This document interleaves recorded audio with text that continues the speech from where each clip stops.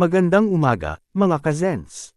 May bago na naman tayong manhwa na siguradong magugustuhan ninyo. Huwag kalimutang mag-subscribe sa ating channel, i-like ang video, at i-share ito sa inyong mga kaibigan. Lubos kaming nagpapasalamat sa inyong walang sawang pagsuporta. Magsisimula ang ating kwento tungkol sa ating bida, si Kim Jang-chol. Nakaupo siya sa isang trono, tila isang demonyo na naghahari sa kadiliman. Ang kanyang matipunong katawan ay nababalot ng isang mabagsik na aura, habang ang mapupulang mata niya ay kumikislap sa ilalim ng anino ng kanyang sungay. Nakakakalumbaba siyang nakatingin sa kawalan, waring malalim na nag-iisip. Sa pagitan ng isang malalim na buntong hininga, mahina niyang bulong sa sarili. Ako si Kim Jang-chol, isang ordinaryong estudyante sa graduate school sa Korea. Sandaling natahimik ang kanyang isipan bago siya muling nagsalita. May bahid ng inis sa kanyang tinig. At least, dati ganun ako. Sa isang iglap, nagbago ang lahat. Kahapon lang, bigla na lang akong naging si Demon King Kratos, ang final boss ng larong madalas kong laruin. Muling sumagi sa kanyang isipan ang mga patakaran ng larong iyon. Napaisip siya at biglang naalala ang paladin na nakahiga, walang malay, mahimbing na natutulog, tila isang patay.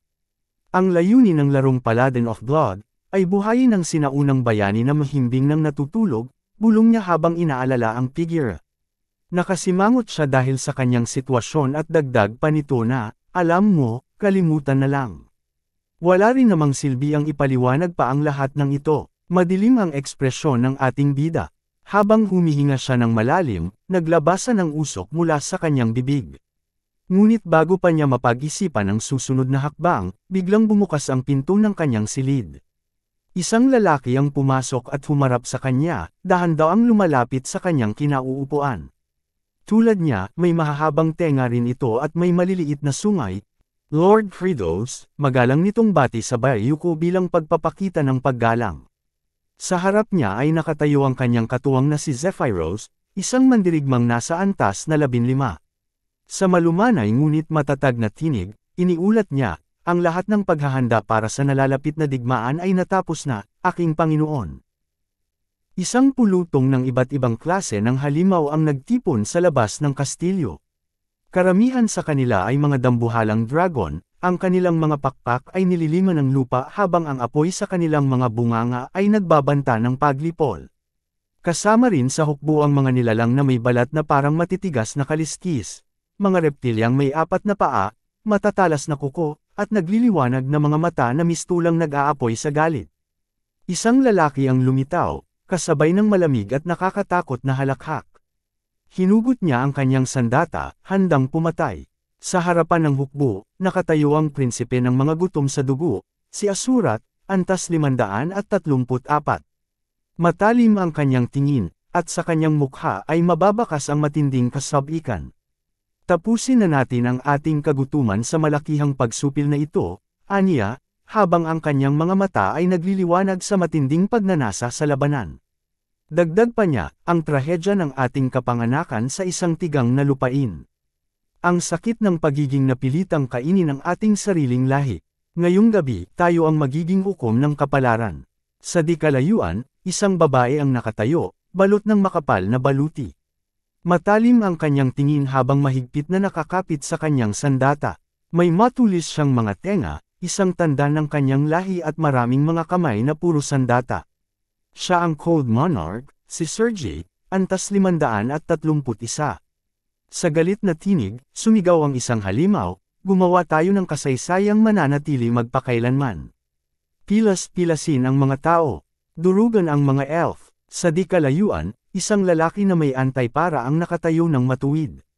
Tahimik siyang nagmamasid, ngunit ang nakakakilabot na aurang bumabalot sa kanya ay nagpapahiwatig ng matinding kapangyarihan. Ang kanyang mga kamay ay nakalagay lamang sa kanyang likuran, walang bahid ng kaba o pag-aalinlangan. Siya ang Ardok of Fog, si Hartek, antas 555. Sa paligid, ang mga halimaw ay nagsisigawan, ang kanilang mga boses ay umaalingaw-ngaw sa buong lugar. Gawin natin silang pagkain. Sigaw ng mga ito, puno ng halimaw na kasabikan. Mula naman sa anino ay lumitaw ang isang malaober na mandirigma. May pulang buhok siya at isang dambuhalang palakol ang mahigpit na nakahawak sa kanyang kamay, handa ng lumaban. Siya si Black Boulder Tyrant, Baal, antas 539. Sa isang iglap, tumahimik ang buong lugar. Ang sigawan at ingay ng mga halimaw ay napalitan ng katahimikan, ang kanilang atensyon ay nakatuon sa kanya, seryosong nag-aabang sa kanyang sasabihin. Nagpatuloy ang ating bida, itong gera. Saglit siyang natigilan bago ipagpatuloy sa isang mabigat at umaalingaw na tinig, ako si Kratos. Kayo ay inuutusan ko, lahat ng demonyong nilalang. Dahan-dahan ngunit puno ng awtoridad ang bawat salitang kanyang binibigkas. Ang kanyang tinig ay nag-echo sa buong lugar, bumabalot sa buong hukbo. Kailangan ninyong tumigil, kahit anong mangyari. Kasabay nito, isang malamig at madilim na tingin ang kanyang ipinukol sa lahat ng demonyo. Ang buong hukbo ay natahimik, at sa kanilang mga mata ay mababakas ang pagkalito. Isa-isa, tumingin ang mga pinuno ng bawat hukbo, tila hindi maintindihan ang kanyang mga pahayag. Nag-aabang ang lahat kung ano ang ibig sabihin nito. Kasabay ng kanyang nakakakilabot na ekspresyon, muling nagsalita ang ating bida. Ihihinto natin ang ating pag-atake. Ang kanyang tinig ay malamig at nangingibabaw, tumatagos sa bawat nilalang na nakikinig. At tayo, ay magsisimula ng magsaka. Ang mga pinuno ng hukbo ay natulala. Unti-unting nawala ang nag-aalab na determinasyon sa kanilang mga mata. Halos napababa nila ang kanilang mga kamay, hindi makapaniwala sa kanilang narinig. Hindi nila alam kung nagbibiro lang ang kanilang hari o may mas malalim itong dahilan. Ngunit sa isang iglap, ang katahimikan ay napalitan ng matinding galit. Sabay-sabay na nagsiyangat ng boses ang mga pinuno, agad na hinarap ang ating bida. Kalokohan yan, sigaw nila, puno ng matinding pagtutol at pagdududa. Sa tindi ng kanilang galit, bakas ang pag-igting ng kanilang mga ugat sa mukha habang mahigpit na nagngangalit ang kanilang mga ngipin, animoy handang sumunggab anumang sandali. Samantala, mamulong ang ating bida sa sarili ngunit hindi natinag. Sa halip, pinalabas niya ang kanyang nakakabalisang aura at malakas na sumigaw habang matalim ang tingin. Gayunpaman, sa kaloob-looban niya, hindi niya maiwasang mapaisip, grabe. Sobrang nakakatakot sila. Muling nagsimula ang ating bida sa lahat na, kung itutuloy natin ang digmaang ito, mamamatay ako sa kanyang mga kamay. Nagbago ang tagpo sa loob ng kastilyo, isang malamlam na bughaw na liwanag ang lumitaw sa itaas, kasabay ng isang lalaking mahigpit na kumapit sa gilid ng isang kahon. Dahan-dahan siyang bumangon, tila isang mandirigmang bumalik mula sa matagal na pahinga. Dumagundong ang isang notifikasyon. System notification, nagsimula ka na sa iyong ika-20 paglaro. Sa unti-unting pagbangon ng lalaki, bumungad ang kanyang itsura, suot ang kasuotang tila pangkatulong, ngunit may presensyang hindi maaaring balewalain. Playable character, aged Kimchi. Antas, 9,990. Nanlilisik ang kanyang bughaw na mga mata, puno ng determinasyon at katahimikan. Wala siyang sinabi, wala ring anumang senyales ng emosyon, tanging isang malamig na tingin na sapat upang iparamdam ang kanyang bigat bilang isang bihasang manlalaro. Dahan-dahan siyang lumakad mula sa kanyang kinahihigaan, mahigpit na hawak ang isang baston na may puso, isang tila pangkaraniwang bagay, ngunit sa kanyang kamay, maaaring maging isang sandatang hindi dapat maliitin. Bumalik sa nakaraan. Muling sumagi sa isipan ng ating bida ang kanyang nakaraang buhay. Naging graduate student ako sa kursong pang-agrikultura sa Korea University, umaasang balang araw ay magiging isang mayamang magsasaka. Dahil sa talino ko, agad akong naging A sa aming kurso. Ang pagiging nangungunang graduate student ay nangangahulugan ng maraming oportunidad, ngunit bago niya maipagpatuloy ang kanyang alaala, biglang sumulpot sa kanyang isipan ang isang matandang lalaking lumapit sa kanya noon, nakangiti ng malapad. Nako, Jiang Chol. Sobrang talino mo. Isulat mo na rin ang thesis ko, malaking tulong ito sa'yo. Kasunod nito, lumapit naman ang isa pang lalaki, may kaunting buhok lamang sa harap ng ulo, at may pilyong ngiti sa labi. Gusto kong tulungan mo ako sa proyektong ito. Napakahusay mo rito ho. Sa isang lugar sa labas ng eskwelahan isang maskuladong lalaki ang lumapit mula sa malayo, may bitbit pang malaking ngiti. Oy, Jiang Chol. Araruhin mo ang mga bukid. Sunod-sunod ang mga hiling sa kanya, bawat isa ay may kanya-kanyang pangangailangan, tila ba ang kanyang talino at kasipagan ay isang bagay na kailangang pakanabangan ng lahat. Ilang oras ang lumipas sa kanyang tahanan. Ngayon, isa na akong nangungunang alipin. Makikita ang ating bida na nakahiga sa kanyang sofa, tila lantang gulay sa matinding pagod. Nakapikit ang kanyang mga mata, ngunit bakas sa kanyang mukha ang kawalan ng sigla, parang isang bangkay na hindi man lang makagalaw. Dahan-daang tumutulo ang laway sa kanyang labi, patunay ng kanyang labis na pagkaubos ng lakas. Habang nakatingin sa gilid, mahina siyang napabuntong hininga at naibulong sa sarili. Ha! Anong klaseng buhay ba itong ginagalawan ko? Bakit ako ang nagpapakahirap sa lahat ng gawain, habang ang mga propesor ang kumakamkam ng lahat ng kredito? Bigla na lamang, hindi niya namalayan na ang kanyang katawan ay unti-unting lumulutang, tila hinahatak ng isang hindi maipaliwanag na puwersa. Isang malamig na hangin ang bumalot sa paligid, at sa isang iglap, ang kanyang mga mata ay nagliyab sa nakakakilabot na pulang liwanag. Isang malalim, halos hindi na makataong boses ang lumabas mula sa kanyang bibig, puno ng puot at panggigigil. Ang mga siraulong yun, papatayin ko silang lahat. Paulit-ulit niyang sinambit ang mga salitang iyon, tila isang sirang plak ang nag-uulit ng sumpa. Ang kanyang katawan ay nanginginig sa galit, at isang nakakapanindig balahibong enerhiya ang unti-unting bumalot sa kanya. Naubos ang aking dopamine. Halos mabaliw na ako. Napayuko siya at napabuntong hininga ng malakas, tila pasan ang bigat ng mundo sa kanyang balikat. Mahina ngunit puno ng pangungulila, bumulong siya sa sarili. At ang tanging paraan para mapalakas muli ang aking dopamine ay ang maglaro ng mga laro. Dahan-dahan niyang inabot ang kanyang controller, nanginginig pa rin sa matinding pagod. Sa kabila ng panghihina, muli niyang ibinulong. Isang laro na sobrang hirap at napakahirap ding i-level up. Tumingin siya sa screen, ang kanyang mga mata puno ng determinasyon at pagod na sigasig. Wala pang manlalarong nakatapos ng larong ito sa ika-19 na pagkakataon. Sambit pa nito na, gustong-gusto kong maramdaman ang tagumpay kaya nilaro ko ang laro nang hindi man lang natutulog. Unang beses, pangalawang beses, ika-10 beses, masusi niya ulit itong nilaro nga unit makalipas ang ilang saglit, natapos niya agad ang laro at natalo ang demonyong hari. Lumabas sa screen na tuluyan mong nag-api ang demonyo.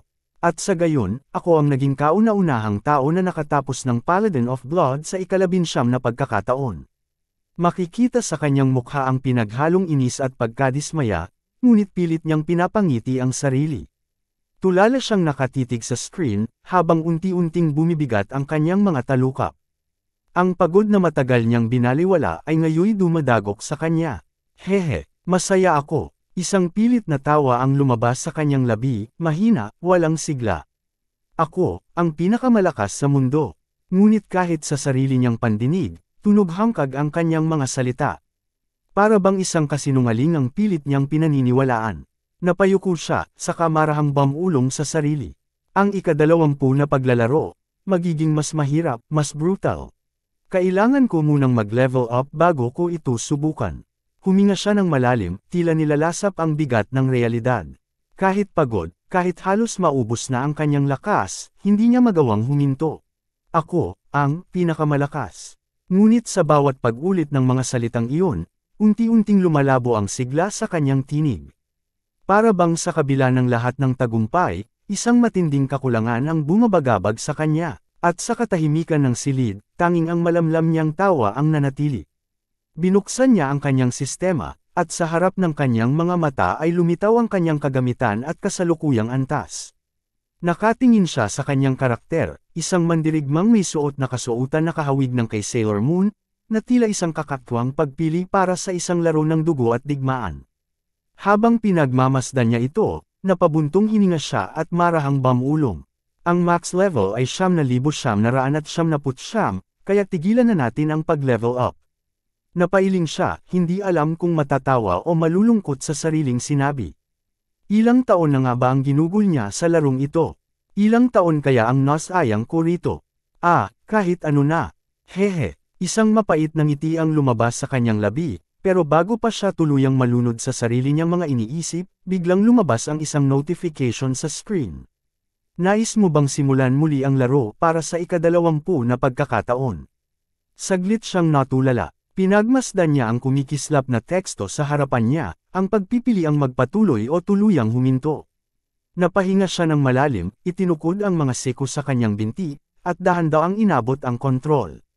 Heto na ako. Tumangala siya sa screen, at sa kabila ng pagod, may bahagyang kinang sa kanyang mga mata. 20 na beses, hindi siya nag-atubiling pindutin ang button sa kanyang controller upang piliin ang O. Ngunit sa hindi inaasahang pangyayari, isang matinding liwanag ang biglang sumabog mula sa kanyang telebisyon. Mahigpit niyang hinawakan ang kanyang controller, ngunit hindi niya napigilan ang pangangatag ng kanyang mga kamay. Napasinghap siya sa gulat, habang ang nakakasilaw na liwanag ay unti-unting lumalakas, tila may isang hindi nakikitang puwersang humihigop sa kanya papaloob. Ramdam niya ang malamig na pawis na dumadaloy sa kanyang noo. Nagdikit ang kanyang mga ngipin habang pilit niyang inuunawa ang nangyayari. Ano to? Naiusal niya, nanginginig ang boses. Bago pa siya makagalaw, isang hindi maipaliwanag na puwersa ang biglang hamatak sa kanya. Napasigaw siya, at sa isang iglap, naramdaman niyang unti-unting humihiwalay ang kanyang kaluluwa mula sa kanyang katawan. Sa kanyang paningin, kitang-kita niya ang sariling katawan na dahan-daang bumagsak, kasabay ng pagbitiw sa controller na kanina'y mahigpit niyang hawak. Habang bumubulusok siya patungo sa liwanag, dama niya ang takot at pagkalito. Walang nagawa ang ating bida nang tuluyan siyang lamunin ng liwanag mula sa telebisyon. Para siyang isinubsob sa tubig, ngunit sa halip na lamig, isang kakaibang pakiramdam ang bumalot sa kanya. Sa isang iglap, nagbago ang lahat. Ang paligid ay naging bughaw, tila isang malawak na langit na walang hangganan. Sa itaas, may isang napakaliwanag na liwanag na parang tala na sumabog sa mga ulap. Ramdam niya ang mabilis na pagbagsak, para siyang bulalakaw na bumubulusok pababa. Sinubukan niyang gumalaw, pero parang wala siyang kontrol sa kanyang katawan. Nanlaki ang kanyang mga mata. Ano to? Mahinang yusel niya habang pilit pinapakalma ang sarili. Hindi siya basta-basta nagpapanik, alam niyang may paraan para maintindihan ang sitwasyon. Napansin niyang bughaw ang anyo niya, parang usok na may hugis. Napagtanto niyang isa na siyang kaluluwa. Pinag-cruise niya ang kanyang mga braso at nag-isip. Hindi naman siguro ako mamamatay sa ganito, di ba? Napatingin siya sa ibaba, wala pa ring kasiguraduhan kung saan siya dadalhin ng kanyang pagbagsak. Sa kanyang mabilis na paglipad, ang kanyang anyong bughaw at puting liwanag ay mistulang isang bulalakaw na diretsyo ang tungo sa isang tore. Sa kanyang pagmamasid sa paligid, napansin niya ang napakataas na estruktura na tila humahati sa kalangitan, ang tore ng buhay. Isang pamilyar na tanawin. Saglit siyang natigilan, saka napagtanto ang kahulugan nito. Wala ng pag-aalinlangan, nakapasok siya sa laro ng Paladin of Blood. Ang kaninang kalmado niyang isipan ay biglang nataranta. Ang tore na nasa harapan niya, hindi ito isang ordinaryong gusali. Ito ang libingan ng Paladin. Sa bawat segundo ng kanyang mabilis na pagbagsak, lalong lumalapit ang tore. Wala siyang ideya kung ano ang naghihintay sa kanya sa loob nito. Habang bumubulusok pababa, isang mapangahas na ngiti ang gumuhit sa kanyang mukha. Sa halip na takot, puno ng matinding sigla at kasabikan ang kanyang mga mata, handang harapin ang anumang mangyayari. Napamura siya, saka sumigaw ng may angas, oo. Aakuin ko na ang karakter kong si Aged Kimchi, na malapit nang umabot sa max level. Ang hangin ay humahati sa kanyang katawan habang patuloy siyang sumusuong pababa, palapit sa tore. Dagdag pa niya, ang buhay ko bilang walang talo at malakas ay magsisimula na. Kasabay ng malakas at maangas na halakhak. Bigla siyang namuligot nang makita ang kanyang karakter, ang mismong si Aged Kimchi na kanyang binuo, nakahiga at mahimbing na natutulog. Ngunit ang higit na ikinagulat niya ay ang kasuotan nito, isang damit pambabae. Ngayong napagmasdan niya ng maigi ang kanyang karakter, hintay niya itong tinignan. Habang sinusuri ang bawat detalye, unti-unting lumalim ang kanyang ekspresyon. Napagtanto niya ang isang bagay, ngayon na nakita ko na ito, ayaw kong maging ganito. Buong puwersa niyang inilihis ang sarili, pilit na lumalaban habang ramdam ang hatek ng pagsanim. Nanginginig siya, nagpipilit, ngunit walang laban sa hindi maipaliwanag na puwersa. Habang patuloy na nagpupumiglas, hindi niya mapigil ang tumulo ang kanyang luha, hindi niya matanggap ang maaaring mangyari. Sa isang iglap, bigla siyang pumailanglang sa himpapawid, hinagis ng hindi nakikitang puwersa patungo sa di malamang direksyon. Anong nangyayari? Sigaw niya, tinig na puno ng pagkalito at desperasyon, kasabay ng pagbagso ng malalakas na mura. Sa isang malayong lugar, isang nilalang ang nakaupo sa isang trono, isang demonyo, ang kanyang mga mata ay nakatuon sa nagaganap. Biglang napabangon ito, halos mapatayo sa kanyang kinauupuan. Hoy! Hoy! Hoy! Hindi yan! Huwag yan! Sabi ko, hindi yan! Pasiga nitong protesta, halatang desperado, habang pilit inaabot ang kanyang direksyon. Ngunit huli na ang lahat. Bumalik sa kasalukuyan. Matapos ang pagpupulong, tahimik siyang bumalik sa kanyang trono. Nakaupo siya ng time, tila malalim ang iniisip. Marahan niyang hinawakan ang kanyang ulo, saka bumantong hininga. Hay! Nakakabaliw na ito, bulong niya, ramdam ang bigat ng sitwasyong kanyang kinakaharap. Yumuko siya, mahigpit na pinisil ang kanyang sentido. Kung hindi ko lang naisip ang tanga kong ideya pagkatapos makita si Aged Kimchi noon. Napabuntong hininga siya muli, ramdam ang bigat ng panghihinayang na bumabalot sa kanya. Naging pinaka-overpowered na karakter sana ako. Napasenggal siya, saka napailing, halatang naiinis sa sarili. Ang kumag ko, isa akong enggat, inis niyang bulong. Sa parehong sandali, makikita si Zephiro na marahang naglalakad sa pasilyo. May narinig siyang mga usapan sa paligid, dahilan upang agad niyang igala ang kanyang paningin, inaalam kung saan ito nagmumula. Isang sigaw ang pumukaw sa kanyang atensyon, si Kratos ay totoong hamina na. Agad niya itong nilapitan at tumungo malapit sa pintuan. Mula sa kabilang silid, patuloy ang pag-uusap. Kaya siya natatakot at hindi itinuloy ang ating pag-atake. Sambit ng isa sa kanila. Sa loob ng silid, makikita ang mga pinuno ng hukbo na nakaupo at kasalukuyang nagpupulong. Bahagyang itinaas ni Asurat ang kanyang braso, waring nagpapaliwanag, ngunit matigas pa rin ang kanyang tinig. Magsama-sama tayo at putulin ang ulo niya. Aniya, puno ng kumpiyansa. Paghahatian natin ang kapangyarihan ng trono. Dagdag pa niya, may yabang sa kanyang tinig. Ngunit kasabay nito, mariin niyang binigkas, pero si Kratos ang naging hari sa pamamagitan ng pagkuha ng ulo ng dating Demon Lord. Biglang tumugon si Heartek, malamig ang tingin sa mga kasama. Hindi niya nagustuhan ang kumpiyansa ni Asurat. Paano kung hindi siya hamina? Aniya, may bahid ng babala ang kanyang tinig. Nagkaroon ng katahimikan sa silid bago niya idinugtong, 2 sa atin sa 4 ang siguradong magkakaroon ng malubhang pinsala, o mamamatay. Sumagot naman si Sigris at sinabi, kung ikaw, Asurat, ay maaaring maging aming pananggalang, maaari nating subukan. Agad namang napasenggal si Asurat sa kanyang narinig at mariing sumagot, ano? Gusto mo bang mamatay sa kamay ko muna? Samantala, biglang nagreklamo si Baal, nagugutom na ako. Muling nagsalita si Asurat at matigas na sinabi, sige. Paano kung may ebidensya na hamina na ang Demon Lord? Matapos nito, itinanong niya sa lahat, ano ang gagawin ninyo ngayon? Nagkatinginan ang lahat bago sabay-sabay na nagpahayag ng kanilang sagot, kung ganoon, papatayin natin siya. Makikita ang pananibik sa kanilang mga mukha, tila hindi na makapaghintay na masaksihan ang pagbagsak ng ating bida. Sa gitna ng tensyon, muling nagreklamo si Baal, nagugutom na talaga ako.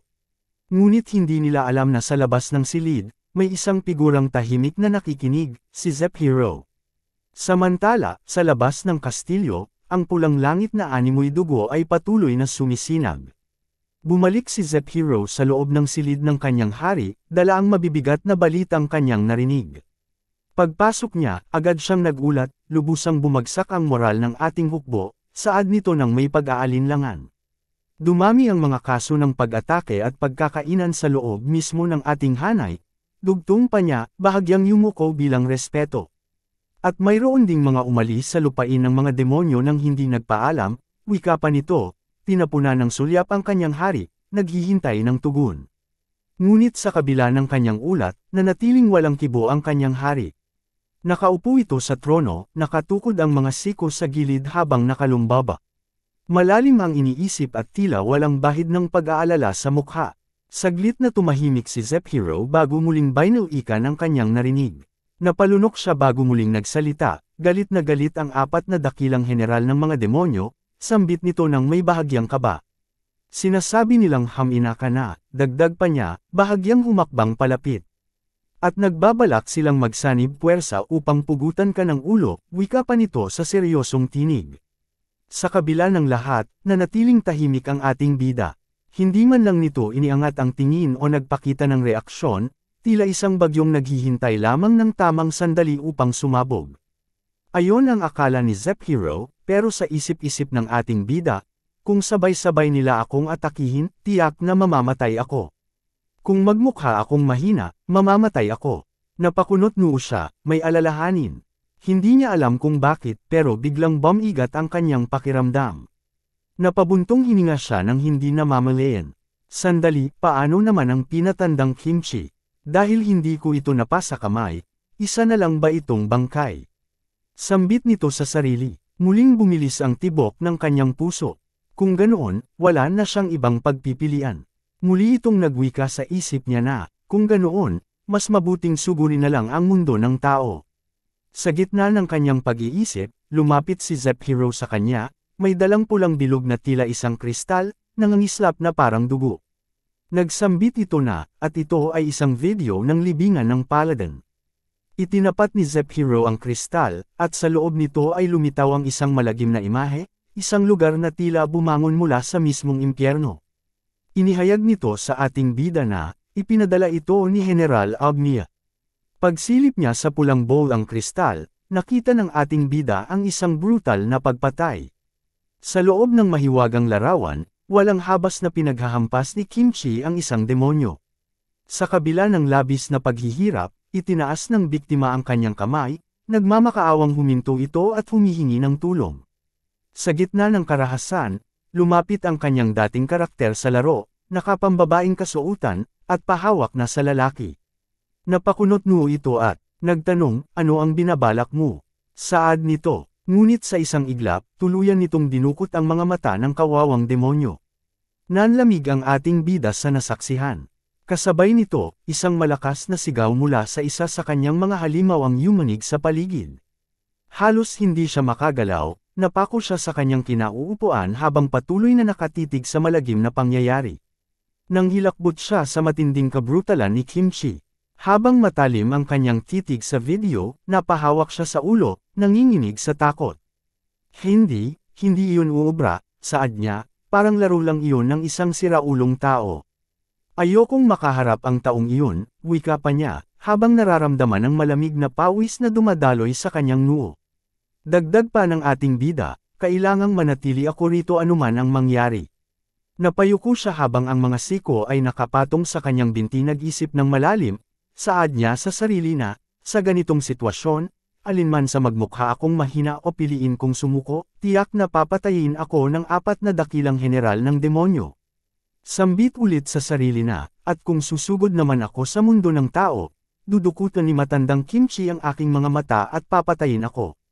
Muli siyang napahawak sa kanyang noo at naiyak na lang sa kanyang sitwasyon. Bakit ako napunta sa mundong ito ng laro? Ni hindi ko man lang matagpuan ang kaligayahan. Sambit nito sa sarili. Agad siyang tumayo ng matikas, ibinalik ang poster ng isang hari at muling bumulong sa sarili. Kailangan kong ayusin ang suliranin sa pagkain at pakalmayan ang mga demonyo. Naglakad siya papalayo mula sa kanyang trono. Tinanong siya ng kanyang butler kung saan siya pupunta. Lumingon ang ating bida at matatag na sinabi, paumanhin.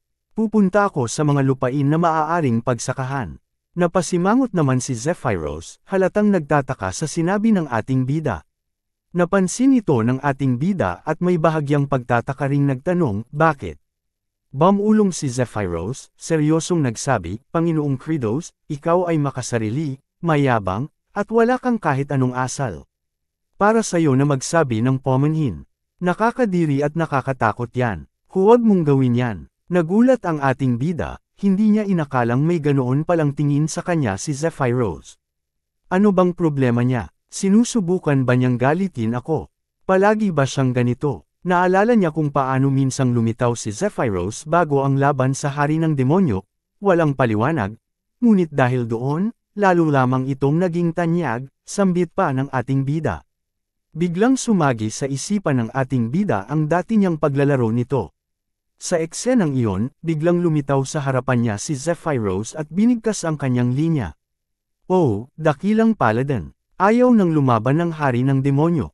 Mangyaring bumalik ka na. Ngunit nang subukan niyang atakihin ito ng isang pagwasiwas ng apoy, agad itong namatay, walang kahirap-hirap niya itong napaslang.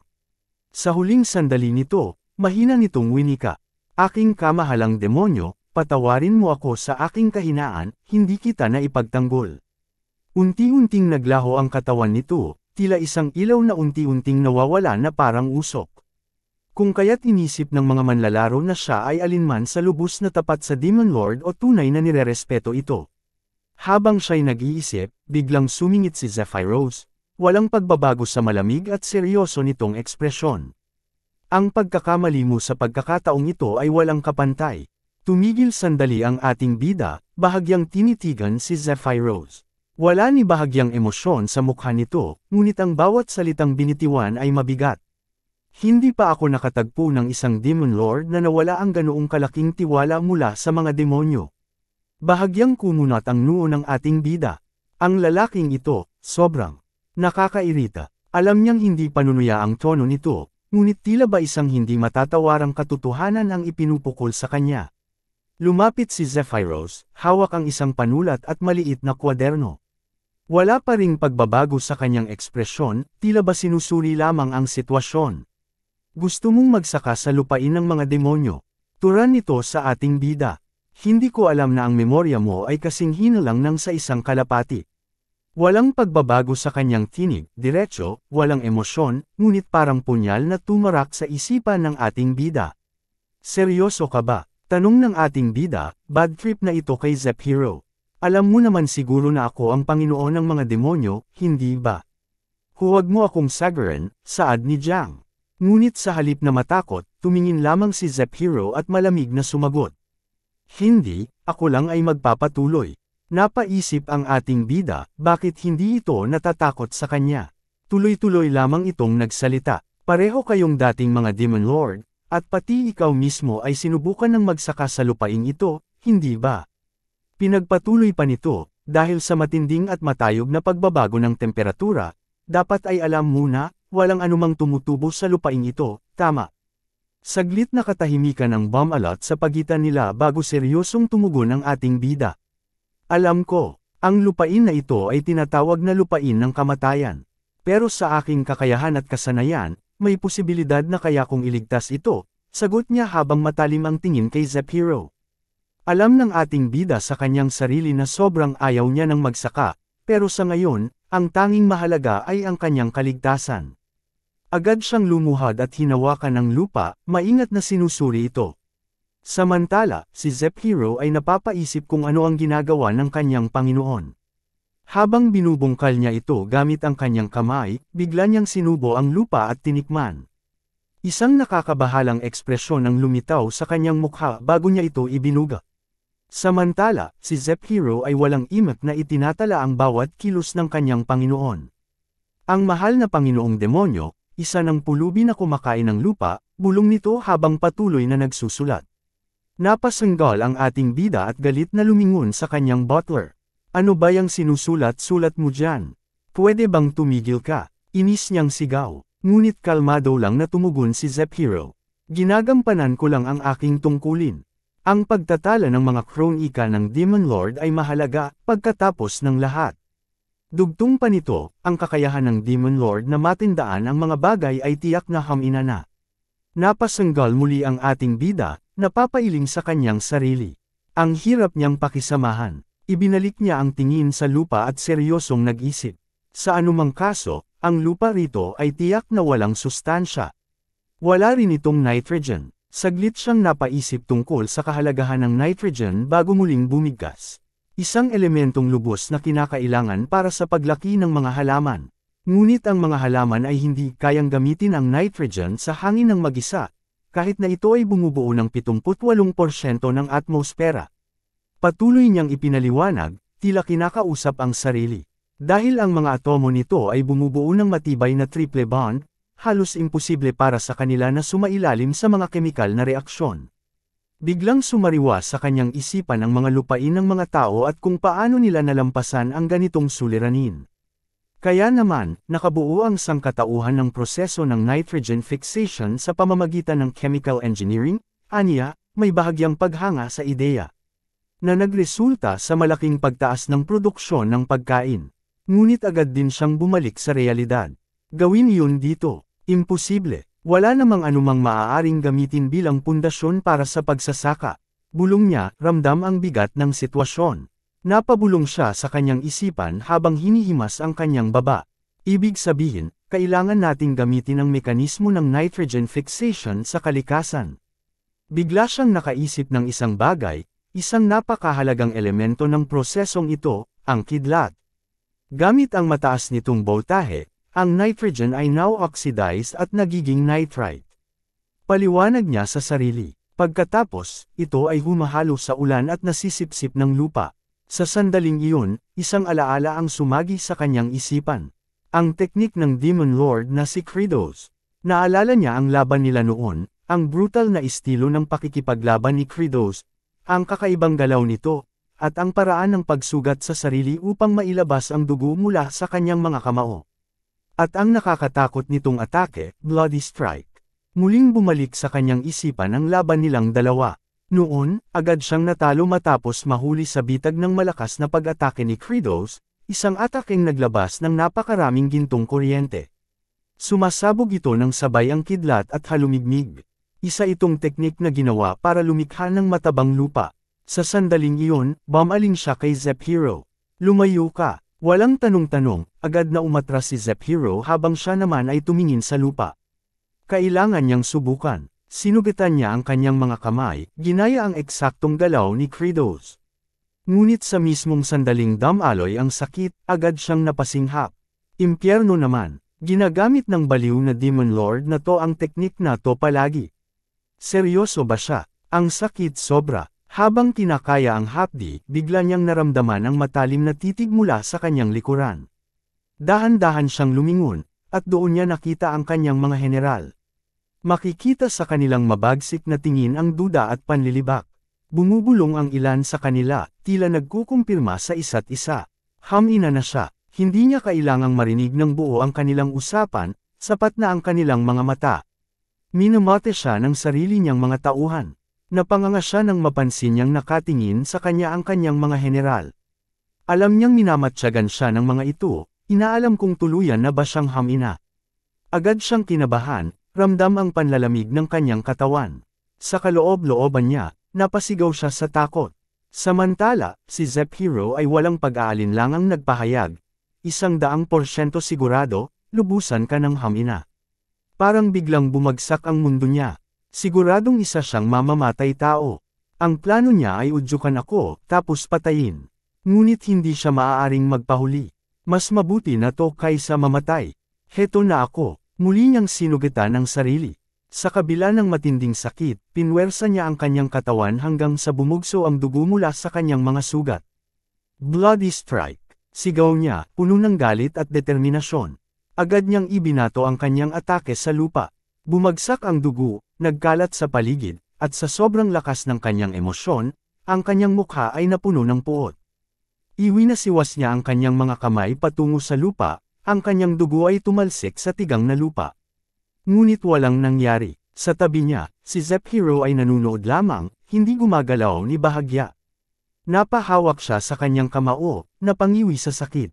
Impyerno, ngunit bago pa siya muling makagalaw, dahan-daang lumapit ang apat sa kanyang harapan. Ramdam niya ang lamig na gumapang sa kanyang katawan nang marinig ang pagtawag sa kanya ng isa sa mga pinuno ng pangkat. Si Hartek, may matalim na titig, ay bumigkas ng may panunuya, hindi ba maganda ang iyong kalagayan? Sa harapan niya, ang apat na general ay nakangisi, mga halimaw na nakatunghay sa kanilang biktima. Batid nila ang kanyang kahinaan. Ang kanilang mga mata ay puno ng kasabikan, handa na siyang tugisin. Habang nakalingon, kitang-kita ang kaba sa mukha ng ating bida. Pinagpawisan siya ng husto sa nakikita niyang ekspresyon ng mga general. Hindi siya makagalaw. Ramdam niya ang bigat ng kanilang presensya, at sa loob-loob niya, hindi niya maiwasang mag-alala. Napamura na lang siya sa takot. Makikita si Aged Kimchi na nakatanaw mula sa mataas na lugar, pinagmamasdan ang lupain ng mga demonyo. Suot pa rin niya ang Sailor Moon costume, ang kasuotang dating inilagay sa kanya ng ating bida sa laro. Tahimik siyang nag-iisip, malabo pero may ilan akong alaala mula sa nakaraang buhay ko, mahina niyang sambit sa sarili. Nagpatuloy siya, pilit inaalala ang mga pangyayari. Namuhay na ako ng mahigit 10 beses, papunta ako sa lugar na iyon. Lumipat ako dahil sa summon of duty, na nagdala sa akin doon. Napabuntong hininga siya bago muling nagbulong. Pero, wala na ito. Sa tabi niya, isang lumang system notification ang lumitaw. Aged Kimchi, antas 9,991 ng NPC. Napatingin siya sa kanyang mga kamay. Walang sigla ang kanyang mga mata. Wala nang sinasabi ang summon of duty. Para saan pa ako, nabubuhay ngayon? Habang iniisip ito, naramdaman niyang wala na siyang dahilan para magpatuloy. Kaya dahan-dahan siyang tumalikod at lumakad papalayo. Ilang saglit ang makalipas, nasa harapan na ng ating bida ang 4 na pinuno. Nakangisi si Asurat, at ang lahat ng pinuno ay nakatuon ang tingin sa kanya. Tila pinagpapawisan naman ang ating bida, ramdam ang bigat ng sitwasyon. Hindi na nakapagtimpi si Asurat at agad na nagsalita, ang kanyang mga mata ay nagliliwanag sa matinding kasabikan. Alam mo ang batas ng mga demonyo, hindi ba? Aniya, ang boses niya'y punong-puno ng panunuya. Ang pinakamalakas ay ang Demon Lord. Kasabay nito, isang matamis ngunit nakakakilabot na ngiti ang gumuhit sa kanyang labi, tila isang mabangis na hayop na nakahanap ng biktima. Lalong pinagpawisan ng todo ang ating bida. Bagaman siya ang Demon King, hindi niya pa lubusang napapraktis ang kanyang kapangyarihan. Ramdam ang inis at kaba, napangidyo siya, habang ang kanyang mga mata ay nanlilisik. Sa loob ng kanyang isipan, nag-aalab ang kanyang pangamba. Grabe, ang lalakas nila. Lahat sila parang halimaw. Mas tumindi ang kanyang kaba nang mapagtantong wala na siyang magamit na skill. Wala na akong magamit na skill. Mamamatay na ba ako? Nabagabag si Asurat sa matinding aurang inilabas ng ating bida. Halos manghilakbot siya habang pinagmamasdan ito, saka napabulong. Nakakabigla ang presyong ito, hindi pa man nagsisimula ang laban, ngunit nag-iipon na siya ng lakas, hanggang sa nanginginig na ang kanyang katawan. Ngunit ang hindi alam ni Asurat, ang ating bida ay namumutla sa kaba at takot sa kabila ng nakakatakot na aurang kanyang inilalabas. Gayunpaman, ngumisi si Asurat, pinapanatili ang kanyang mayabang na anyo habang buong kumpiyansang nakatingin sa ating bida. Dahan-dahan niyang itinaas ang kanyang sandata, waring naghahanda sa anumang maaaring mangyari.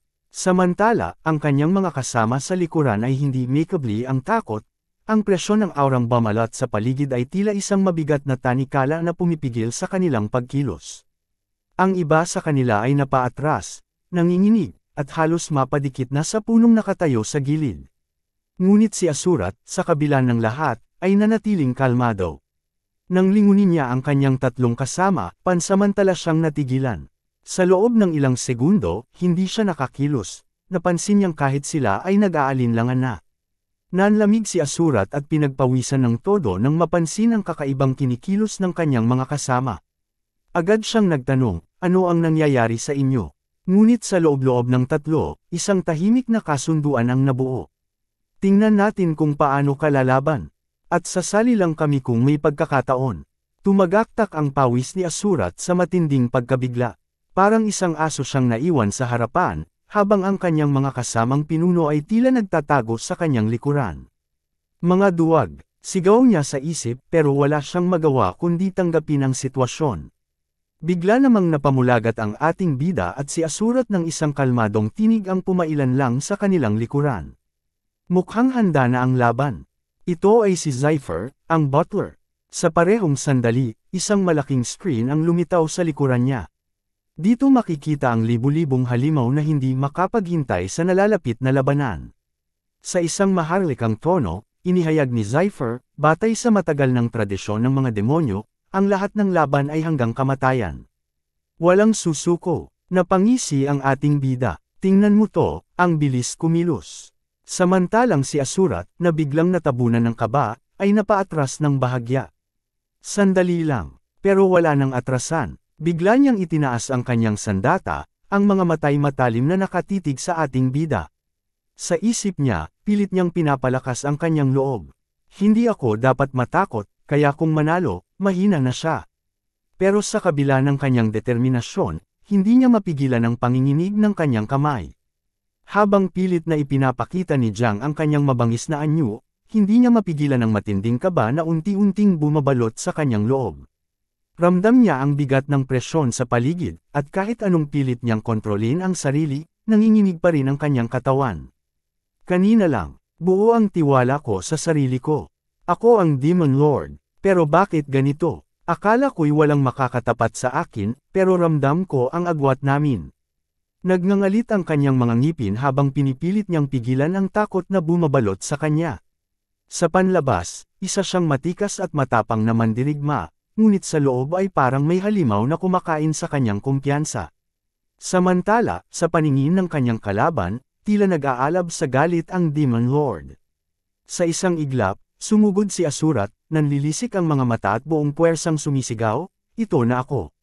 Nananatili pa ring nakatayo si Jiang, hindi pa rin alam kung paano kikilos. Mabilis na bumwelo si Asurat, mahigpit na hawak ang kanyang sandata, handang umatake. Nakita ko na ang mga galaw na ito sa laro, bulong ng ating bida sa sarili. Malamang, isa itong patusok na atake o isang malakas na pagwasiwas. Ngunit sa aktwal na laban, walang kasiguraduhan.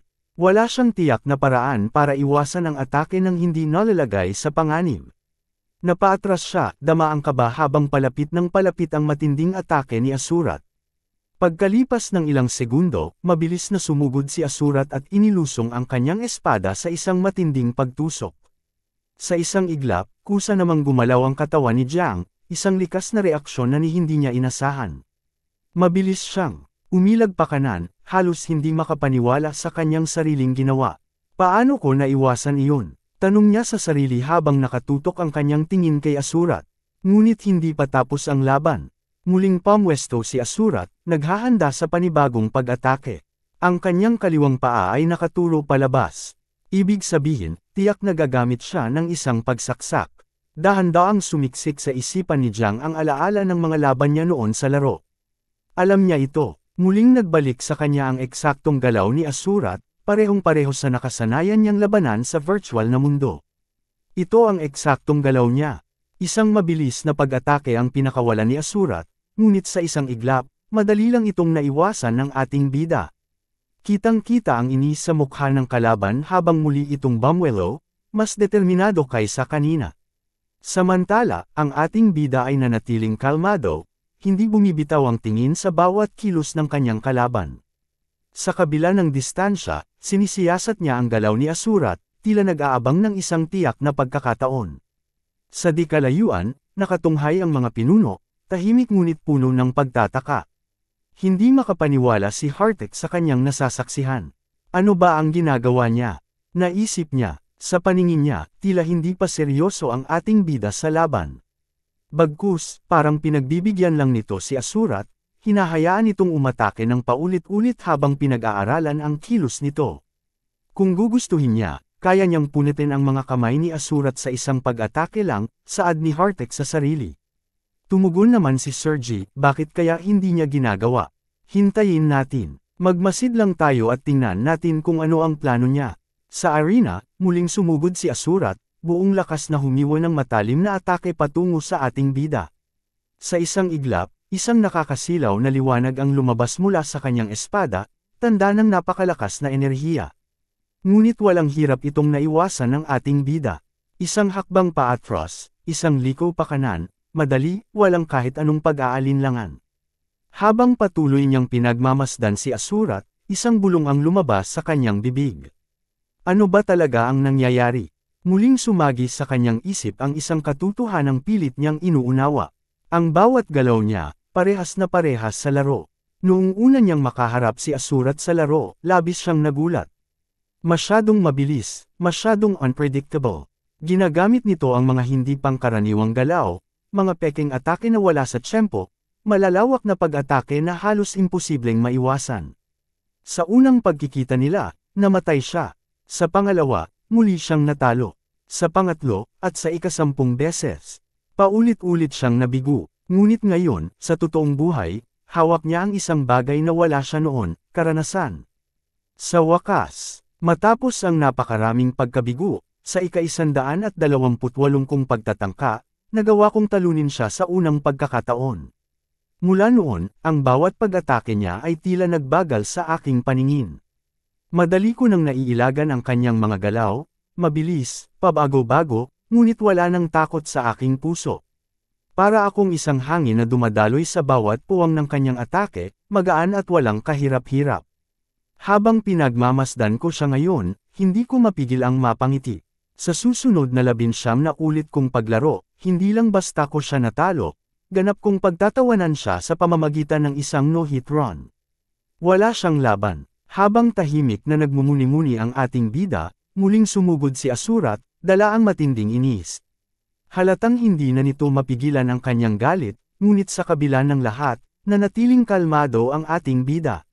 Worry hindi man lang nababahala sa sunod-sunod na pagsugod ng kanyang kalaban, tinatitigan lang niya ito ng malamig, animoy isang mandirigmang walang nakikitang banta sa harapan niya. Sa kanyang isipan, isang tiyak at matibay na paniniwala ang namutawi. Sa madaling sabi, wala siyang kahit anong pag-asang tamaan ako. Bigla, nagbago ang kanyang ekspresyon. Mula sa kalmadong anyo, ngayoy tila isang mabangis na halimaw na nagising mula sa mahabang pagkakahimbing. Ang kanyang mukha ay nagugat, ang kanyang mga matay nanlisik, at isang nakakakilabot na aura ang bumalat sa paligid. Ang tahimik na hangin ay tila naging mabigat, at isang matinding presensya ang yamakap sa buong kapaligiran. Ang mga pinunong nagkukubli sa likod ng mga punong kahoy ay nanlumos sa takot. Halos hindi sila makagalaw, hinigpitan ng pangamba ang kanilang dibdib. Ang kaninang kalmadong figure na kanilang pinagmamasdan ay biglang naging isang nilalang na hindi nila kayang sukatin. Habang mabilis na sumugod si Asurat, winawasiwas niya ang kanyang sandata na may matinding liwanag, bumubuo ng nakakasilaw na mga guhit sa hangin. Ngunit ang ating bida ay patuloy lamang na umiilag, tila pinaglalaroan lang ang hangal na kalaban. Lalong nag-init si Asurat, bumilis ang kanyang mga atake, ngunit kahit anong gawin niya, hindi pa rin niya matamaan ang ating bida. Habang patuloy na nagmamasid ang mga pinunong kumag, hindi nila maiwasang mapansin ang kasiyahan sa mukha ng ating bida. Tinatanggalan lang niya ng halaga si Asurat, parang laruan lang ito sa kanya, bulong ng isa sa kanila. Tawa ng tawa ang ating bida, tila natutuwa sa pagiging mahina ng kanyang kalaban. Samantala, si Asurat ay lalong nagngit-ngit, nagdilim ang kanyang mukha at nagpakawala ng matalim na tingin. Hayop ka, sigaw niya, kasabay ng pagngangalit ng kanyang mga ngipin. Sa sobrang galit, muling pinakawala ni Asurat ang kanyang mababagsik na atake. Ngunit sa halip na matakot, nanatiling nakahalukip-kap ang ating bida, may mapang-asar na ngiti sa kanyang mukha. Alam niyang kayang-kaya niyang iwasan ang lahat ng ito. Ngunit sa kabila ng kanyang tiwala sa sarili, isang bagay ang kanyang napagtanto, hindi niya alam kung kaya niya talagang talunin si Asurat. Isang bagay ang biglang pumasok sa isipan ng ating bida, ang mundong ito ay may parehong mga patakaran tulad ng isang laro. Ding! Sa isang iglap, isang sistema ang lumitaw sa harapan niya. Kim Jang-chol, ngayon ay naunawaan mo na ang payak na alituntunin ng mundong ito. Napatingin siya rito nang may pagtataka. Ano to? Bulong niya sa sarili. Nagulat siya, hindi ba't ito ang klase ng mensaheng nakikita niya sa mga webtoons? At bago pa niya tuluyang maunawaan ang lahat. Ding! Isa pang mensahe ang lumabas. Ikaw rin ay nagtagumpay sa pag-iwas sa mga atake ng iyong kalaban. Mataas ang iyong konsentrasyon. Nanlaki ang kanyang mga mata. Hindi lang ito basta laro, may sistema talaga ang mundong ito. Habang nakapokus sa system window, biglang sumigaw si Asurat at muling umatake, puno ng galit. Inilabas nito ang dalawang sandata, at sa isang iglap, ang kanyang mga kamay ay naging isang dambuhalang patalim na dumiretso patungo sa ating bida. Ding! Isa na namang mensahe ang lumabas. Bilang gantimpala, isang bahagi ng game system na ginagamit ng mga playable character ay na-unlock. Nabuksan ang pangunahing gamit sa pagtutok. Nanlaki ang mga mata ng ating bida nang makita ito. Ano to? Bulong niya sa sarili, puno ng pagtataka. Ibinaling niya ang tingin kay Asurat na mabilis na sumasalakay. Sa isang iglap, may lumitaw na kulay lunti ang palatandaan sa ulo ng kanyang kalaban. Ito ay, napamulagat siya. Ang pag-target na ginagamit kapag gumagamit ng mga espesyal na kasanayan. Ang ibig sabihin nito ay, huminto siya sa pagsasalita.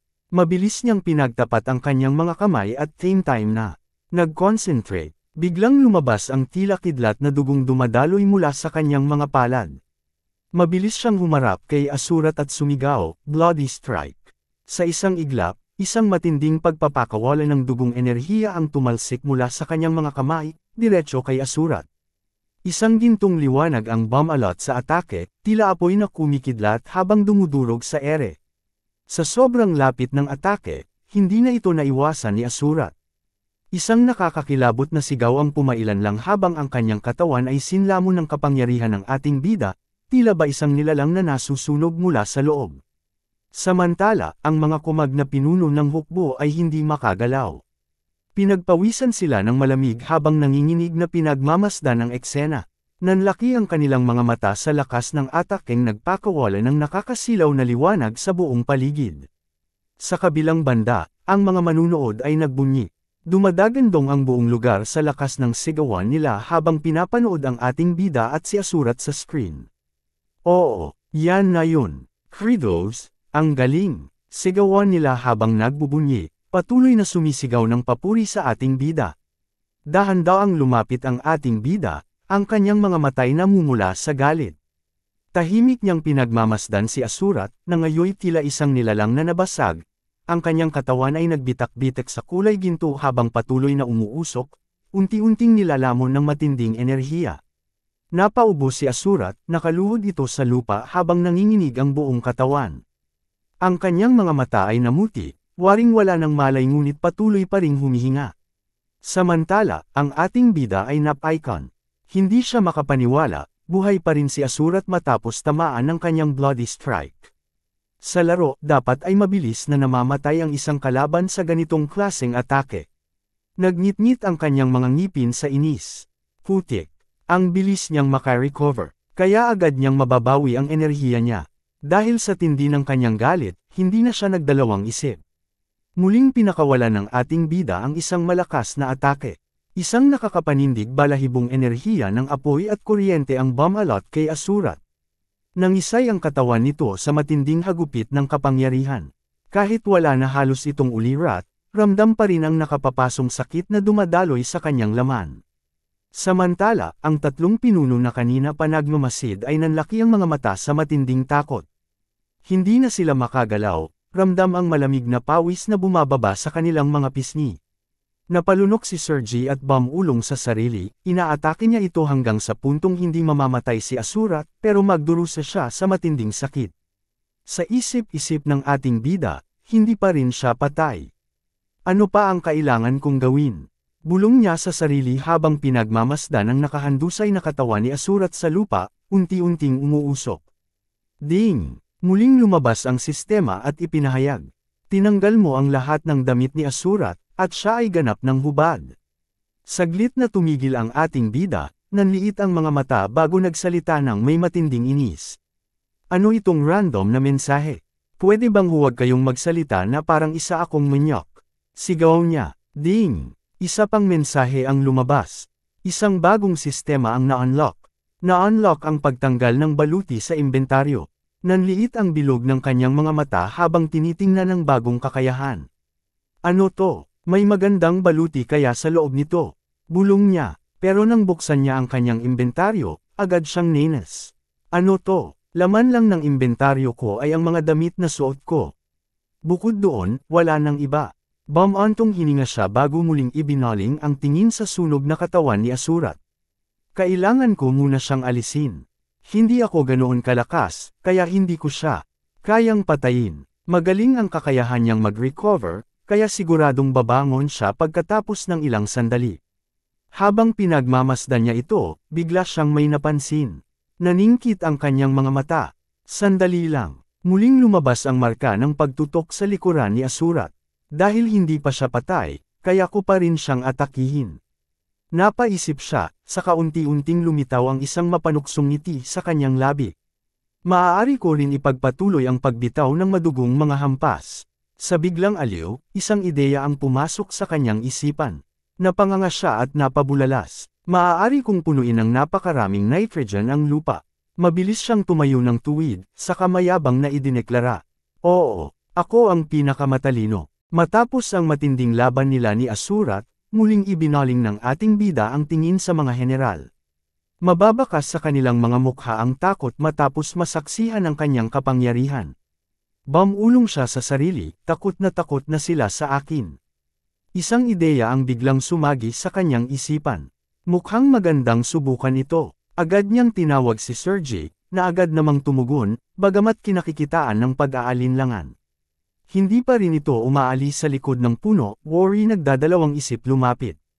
Ipinag-utos ng ating bida kay Sergey na itali si Asurat, ngunit agad itong nataranta.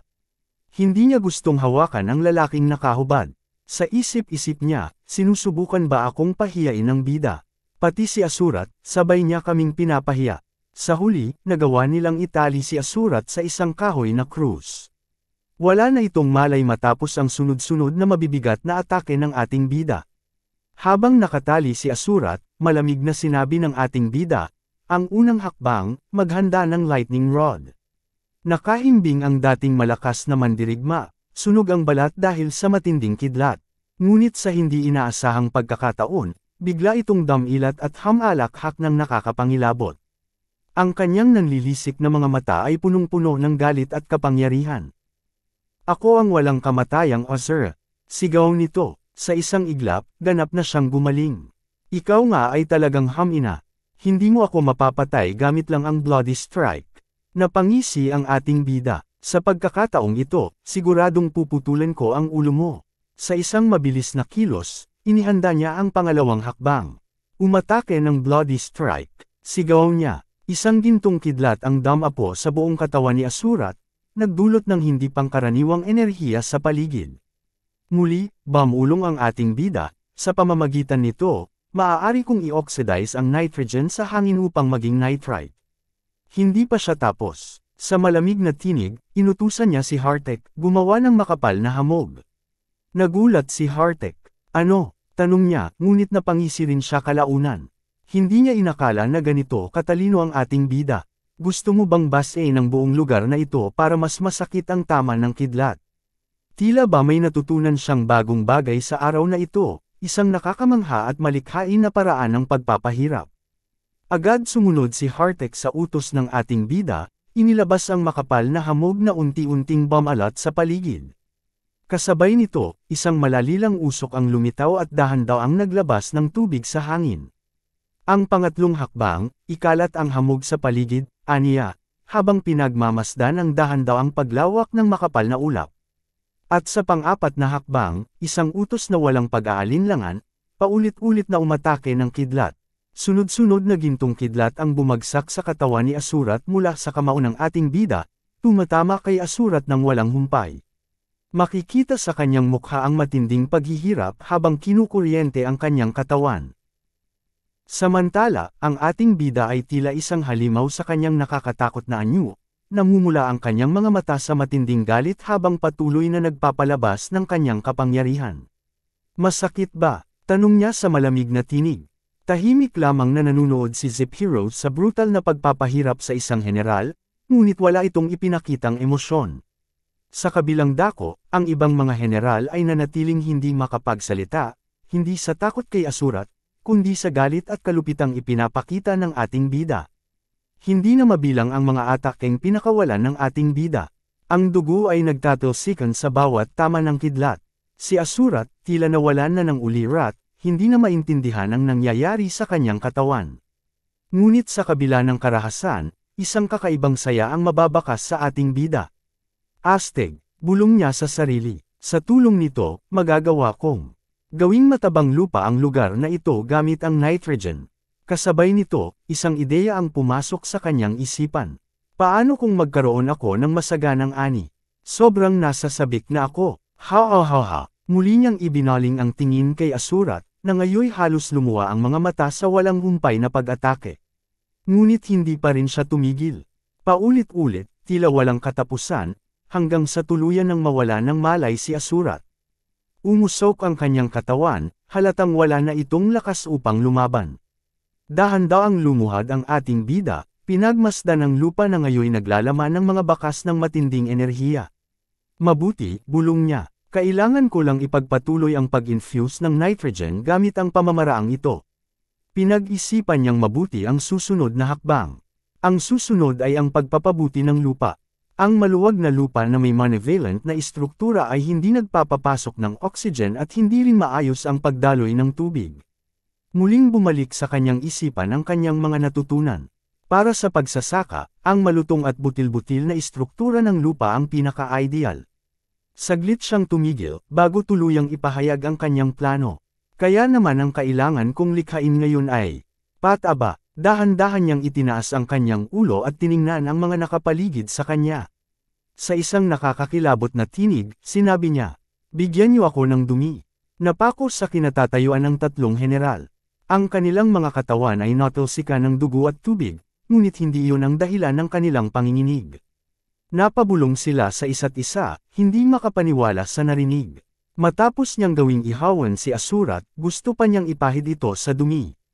Isa pang pabulong na tinig ang narinig, napakalupit nun. Sobrang hindi kapani-pani walang kalupitan. At sa isang iglap, nagbago ang tagpo. Sa halip na madilim at nakakatakot na eksena, isang maliwalas na tanawin ang bumungad. Ang bughaw na kalangitan, ang luntiang mga bundok, at ang masaganang mga puno, tila isang bagong mundo ang ipinanganak mula sa abo ng labanan. Sa loob ng isang tahimik na kagubatan, isang anino ang marahang naglalakad sa pagitan ng matatayog na puno. Ang NPC na si Aged Kimchi ay walang imek, tila walang iniindang emosyon habang binabaybay ang masukal na landas. Ngunit sa isang banda, isang mahinang tinig ang narinig niya, isang sigaw ng paghingi ng saklolo. Agad siyang napalingon sa direksyon ng tinig. Sa di kalayuan, nakita niya ang mga tao, halatang takot at nangangailangan ng tulong. Walang anumang pagbabago sa ekspresyon ni Aged Kimchi. Tahimik niyang pinagmasdan ang mga ito, saka dahan-daang lumapit. Isang lalaki ang nanginginig habang umiiyak. "Inatake kami ng grupo ng mga goblin. Maawa ka, tulungan mo kami." Isa pang lalaki, may abong buhok, ang sumingit. "Babayaran ka namin kung tutulungan mo kami." Sa kabila ng desperasyon ng mga tao, nanatiling madilim ang ekspresyon ni Aged Kimchi. Hindi niya sila sinagot, bagkus ay lumapit lamang at marahang hinawi ang mga halaman sa kanyang daraanan. Ngunit sa kanyang paglapit, nanlaki ang mata ng dalawang lalaki. Ang kanilang mga katawan ay tila nanigas sa takot. Halos mapa-atres sila nang makita ang kanyang kasuotan, isang anyong hindi karaniwang nakikita sa mga ordinaryong manlalakbay. Itinaas ni Aged Kimchi ang kanyang mga kamay at sinabi sa malamig na tinig, "Huwag kayong matakot. Hindi ako kainahinala." Ngunit sa kanilang isipan, mas lalo kang mukhang kainahinala. Nakakatakot at nakakabahala. Nagpatuloy si Kimchi, itinuro ang isang lalaking mukhang nasugatan. "Nasaktan ba ang iyong binti?" tanong niya. Ngunit sa halip na sumagot, tila napako ang dalawa sa kanilang kinatatayuan. Hindi makapagsalita, hindi makagalaw, para bang nawala ang kanilang boses sa takot. Sa isang iglap, walang kahirap-hirap na binuhat ni Aged Kimchi ang lalaking sugatan, para lamang itong isang piraso ng kahoy sa kanyang mga bisig. Nagulat ang lalaki, halos hindi makapaniwala sa lakas nito. Samantala, lumingon si Kimchi sa lalaking nasa likuran. Ikaw ang manguna sa daraanan." Bagamat natataranta, agad namang tumango ang lalaking may kayumangging buhok at sumang-ayon. Maya-maya, nagsalita ang lalaking may abong buhok, halatang namamangha. "Napakalakas mo, kahanga-hanga." Nagpakilala ito. "Ako si Envoy Riavaj Azran. Ang lalaking nasa likod natin ay ang aking alalay, si Dial Frontera." Bahagyang nagdadalawang isip si Azran, ngunit nagtanong pa rin siya, "Maaari ko bang malaman ang iyong pangalan?" Saglit na katahimikan ang bumalot sa paligid. Sa ilalim ng anino ng kakahuyan, isang malamig at halos walang buhay na tingin ang bumakas sa mga mata ni Aged Kimchi. Mahina siyang tumugon, isang sagot na mas nagbigay ng misteryo sa kanyang pagkatao. "Simula ngayon, iyon ang kailangan kong alamin." At sa ilalim ng maliwanag na araw, ang tatlo ay nagpatuloy sa kanilang paglalakbay patungo sa isang malawak na nayon. Lumipas ang ilang saglit at unti-unting hamupa ang tensyon sa loob ng kastilyo. Sa isang silid, 3 pinuno ang tahimik na nakaupo, malalim ang iniisip at tila ba may mabigat na suliraning bumabagabag sa kanila. Sa wakas, bumasag ng katahimikan si Hartek. Matalim ang kanyang tingin, at madilim ang ekspresyon ng kanyang mukha. Sa isang mabigat na tinig, wika niya, paano natin haharapin ang problemang ito? Gagawin ba natin ito ng harapan o may ibang paraan? Singgal niya, halatang naiinis. Samantala, si Sergey ay hindi mapakali. Kinakagat nito ang hinlalaki habang paulit-ulit na bumubulong, nakakabaliw ito. Hindi ko matanggap, ang nakakadiri. Lumingon naman si Baal, tila may ibang alalahanin. Sa mahinang tinig, sinabi niya, matagal na akong hindi nakakakain. Kaya hindi ako makadumi. Ikaw ba, hindi ka rin ba makadumi? Tanong niya, may bahid ng pag-aalala. Biglang napatayo si Sigrid sa narinig. Sa galit, bulyo niya, tumigil ka. Hindi ko gustong pag-usapan ang tungkol sa dumi. Enggat ka ba? Ngunit hindi natinag si Hartek. Walang pagbabago sa kanyang ekspresyon habang pinagdikit niya ang kanyang mga daliri at matalim na tumitig sa kanila. Sa malamig at mabigat na tinig, saad niya, kahit kaya nating gawin ito. Hindi ko ibibigay sa kanya ang akin. Sa tindi ng inis ni Hartek, mariing nagwika siya, walang ibang paraan. Bugbugin natin ang mga mabababang ranggong demonyo at pilitin silang damumi. Ilang saglit ang makalipas, sa isang nayon na tila bagay na iwang nakalimutan ng panahon, makikita ang mga bahay kubo na yari sa matibay na kahoy at may pawid na bubong, nagawa sa Amakan. Ang buong paligid ay tila tuyot na lupain, isang tanawin ng kalikasan na pinapahirapan ng matinding init ng araw. Mula sa isa sa mga kabahayan, maririnig ang isang sigaw, isang pakiusap na puno ng takot at kalungkutan. Nagmamakaawa ako, huwag ninyong ituloy ang inyong balak. Ang sigaw mula sa loob, ang tinig ng isang nilalang na nagsusumamo upang huwag matuloy ang kasuklam-suklam na gawain. Sa loob ng bahay, makikita ang isang lalaking nakahubad. Ang katawan ay nanginginig sa takot at kaba. Nanunood kayo habang ako'y dumudumi, ang kanyang tinig ay may halong panginginig. Mag-ante kayo mula sa labas, ang kanyang pakiusap. Sa harapan ng lalaki, 3 gwardiya ang nakatayo, ang mga mata nila ay matalim na nakatingin sa kanya, habang ang payat na demonyo ay pilit na dumudumi.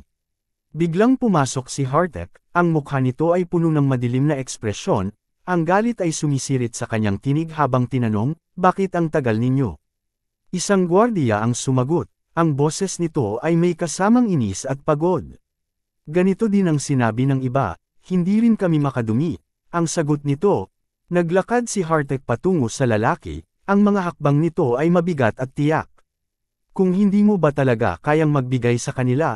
Tanong nito, ang tinig ay matalim, kahit gaano mo pa itong subukan, tama ba? Ang lalaki na nakaupo, ang katawan ay nanginginig pa rin, ay umusal ng mga salitang puno ng pighati. Panginoong Hartek, hindi pa po ako nakakakain sa matagal na panahon. Hanggang sa makuha ko ang huling piraso. Hindi pa natatapos ang kanyang sinabi nang bigla siyang sinakaw ni Hartek. Agad siyang nagulat at nahintakutan sa diin ng pagkakasakal, ang kanyang hininga ay nahirapang lumabas. Si Hartek, ang galit ay kumulo sa kanyang katawan, ay nagpalabas ng matinding kapangyarihan. Mabilis na lumabas mula sa kanyang katawan ang lilang itim na usok, na pumulibot sa kanyang mga braso. Salamat sa iyo, Anya, ang tinig ay malamig at puno ng puot, magandang ideya yan. Tuluyan nang ang inatake ni Hartek ang kawawang nilalang. Isang hugis kamay na usok ang tumungo patungo sa lalaki. Hindi na natiis ng lalaki ang takot at napasigaw, ang mga luha ay tumulo mula sa kanyang mga mata. Ngunit biglang dumating si Baal upang pigilan si Hartek sa kanyang binabalak. Hinawakan nito ang braso ni Hartek upang mapatigil siya. Agad namang napalingon si Hartek, may pagtataka sa ginawa ni Baal. Tinapunan ni Hartek si Baal ng isang matalim na tingin at tinanong, anong ginagawa mo? Tumugon naman si Baal ng malumanay, saksakin mo ang tiyan niya, mamamatay siya. Ibig sabihin, wala tayong makukuhang dumi mula sa kanya. Dumi, kailangan nilang damumi pa ng higit upang makolekta pa natin ang marami. Agad namang tinanggal ni Hartek ang pagkakasakal sa lalaki, itinaas ito at binato sa lapag. Pagkatapos, humarap siya kay Baal at may kasamang pang-uuyam na sinabi, matalinong pag-iisip iyan, galing pa talaga sa'yo. Habang si Baal naman ay tahimik lang at nakatingin sa lalaki, hindi kumikibo, tila nag-iisip. Naging mabagsik ang tingin ni Hartek, at mula sa kanyang katawan, nagpakawala siya ng isang nakakatakot na aura. Ang mga ugat sa mukha niya ay lumitaw sa matinding galit, habang iniangat ang kanyang mga matutulis na kuko. Kung ipapakain ko sa kanila ang laman mo, sigurado magsisimula na silang damumi, aniya, ang tinig ay puno ng banta at puot. Hindi nagbigay ng sagot si Baal, kundi matikas siyang humarap kay Hartek. Ang kanyang mga mata ay nagliwanag ng gintong liwanag, at ang ekspresyon niya ay naging madilim, ang aura na kanyang pinapalabas ay tila kumukulo sa tensyon. Ang lalaki na nakahiga ay sobrang nabigla sa pag-aaway ng dalawa, ang kanyang katawan ay nanginginig, hindi makapaniwala sa mga puwersang nilalabas ng mga ito.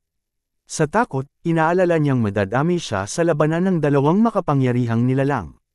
Hindi na nakapagpigil ang dalawang general.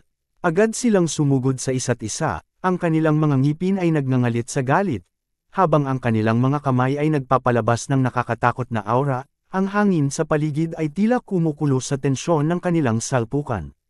Ngunit biglang dumating ang ating bida. Sumigaw siya, ang tinig nito ay malakas at puno ng awtoridad, ano ang ginagawa ninyo?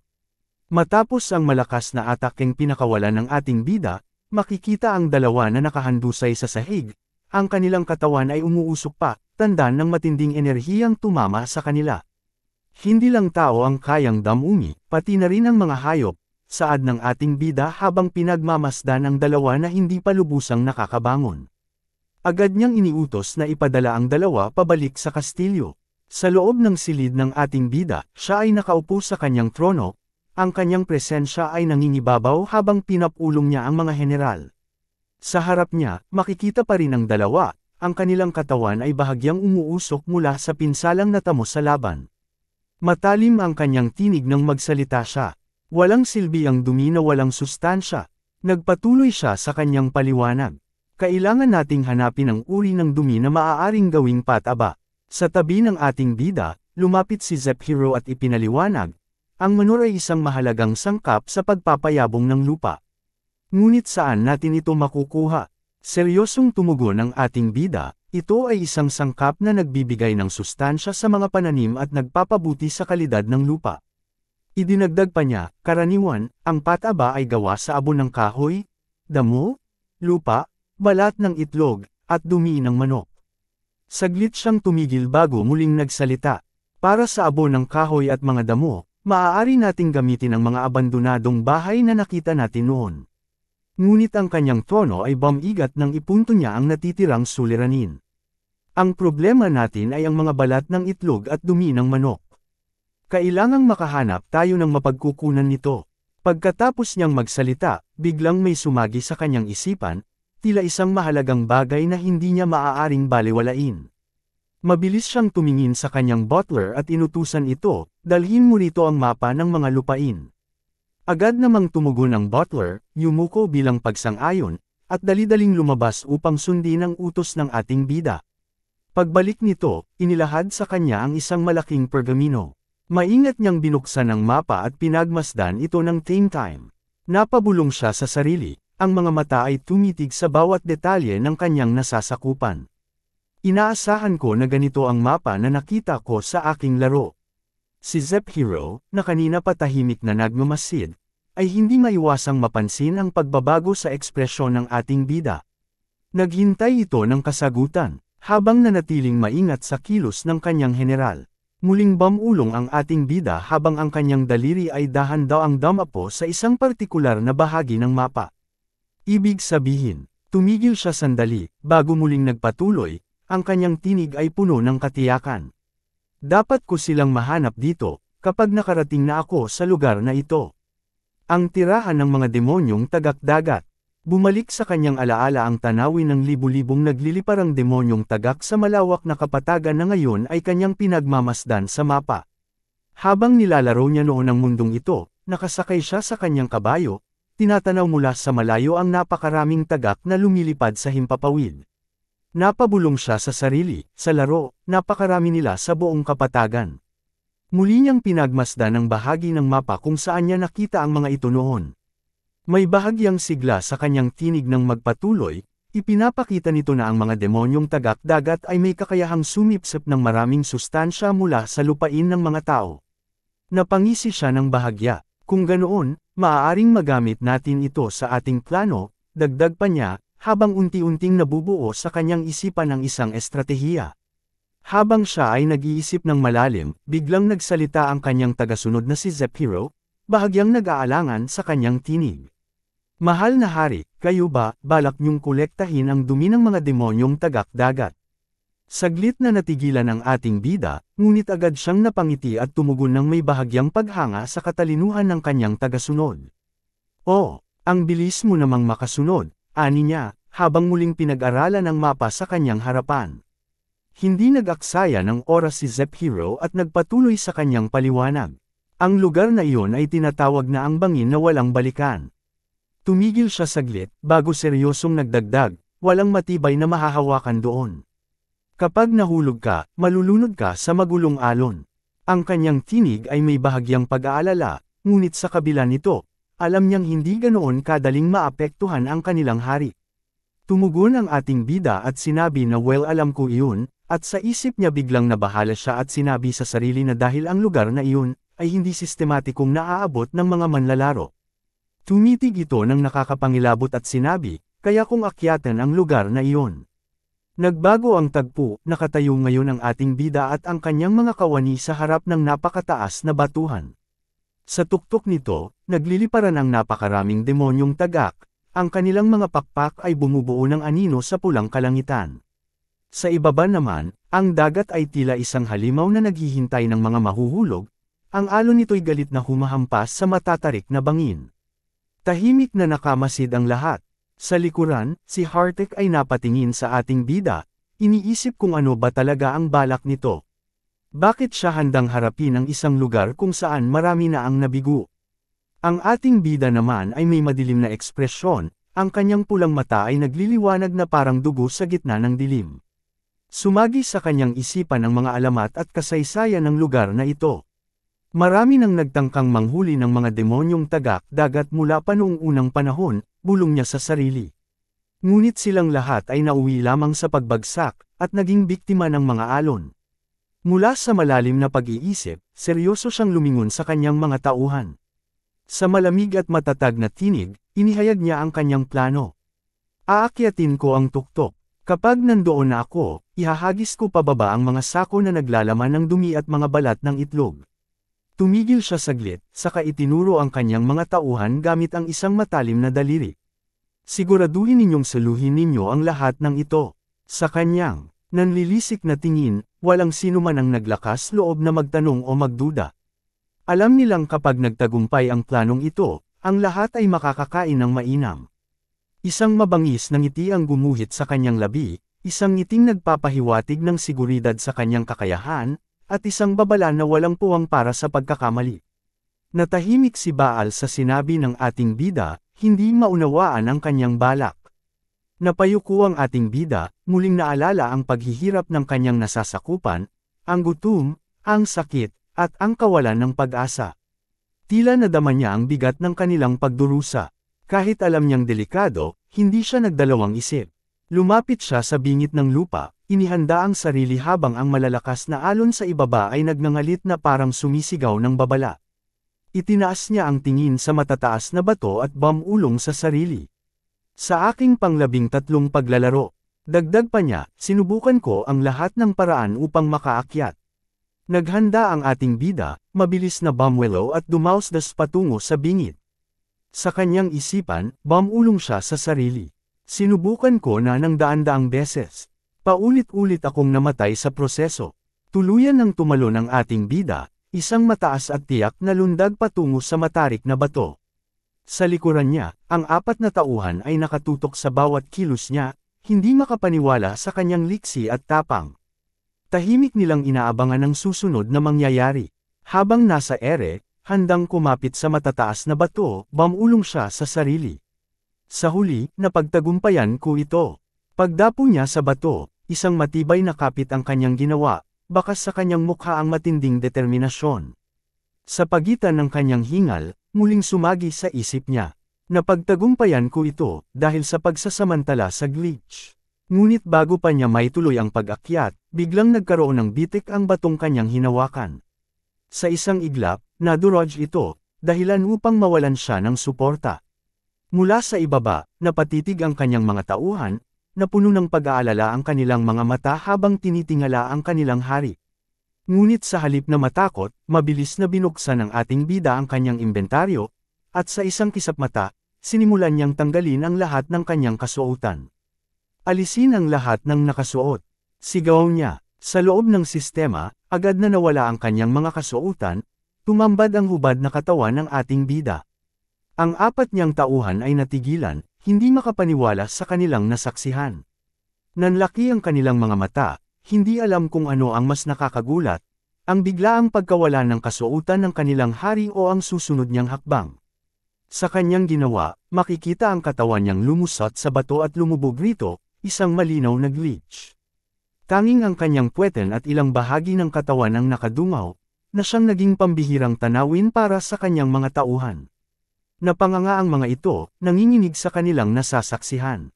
Hindi nila alam kung ano ang dapat maramdaman, mamangha ba o maasiwa sa kakaibang pamamaraan ng kanilang hari. Gayunpaman, hindi ito inisip ng ating bida. Sa halip, naalala niya ang susunod na hakbang. Kailangan kong iikot ang katawan ko. Samantala, si Sigri ay napapikit at itinaas ang apat na kamay, tila gustong takpan ang kanyang mga mata ngunit hindi rin mapigil ang sumilip. Hindi saad nito tila namutla sa ginawa ng ating bida. Bago pa nila masilayan ang mas maraming detalye, mabilis na sumigaw ang ating bida. Isuot lahat ng kagamitan. Sa isang iglap, tumambad sa kanila ang ating bida na muling may suot na kasuotan. Nakalubog pa rin sa bato na parang natangay ng buhangin. Ang kanyang madilim na tingin ay nagbigay ng kakaibang presensya sa eksena. Muling nilingon siya ni Sigri, hindi makapaniwala sa nasaksihan. Anong bilis? Paano niya nagawa yun? Namangha ito sa kakayahan ng kanilang hari na agad na isuot ang kanyang kagamitan sa isang iglap. Ngunit hindi pa tapos ang lahat. Paulit-ulit niya itong ginawa. Mabilis niyang hinubad ang kanyang kagamitan, umikot, at muling sumuot sa bato. Pagharap niya, may suot na siya ulit. Ngunit sa tuwing tatalikod siya, hubad na naman. Isang nakakatawang tagpo ang naganap, kung saan paulit-ulit itong ginawa ng ating bida, nakadamit sa harap, nakahubad sa likod. Habang ginagawa niya ito, tahimik lamang na pinagmamasdan siya ng kanyang mga tauhan, hindi alam kung paano magre-reaksyon. Hanggang sa wakas, sa pamamagitan ng kanyang glitch na pamamaraan, napagtagumpayan niyang marating ang tuktok ng bato.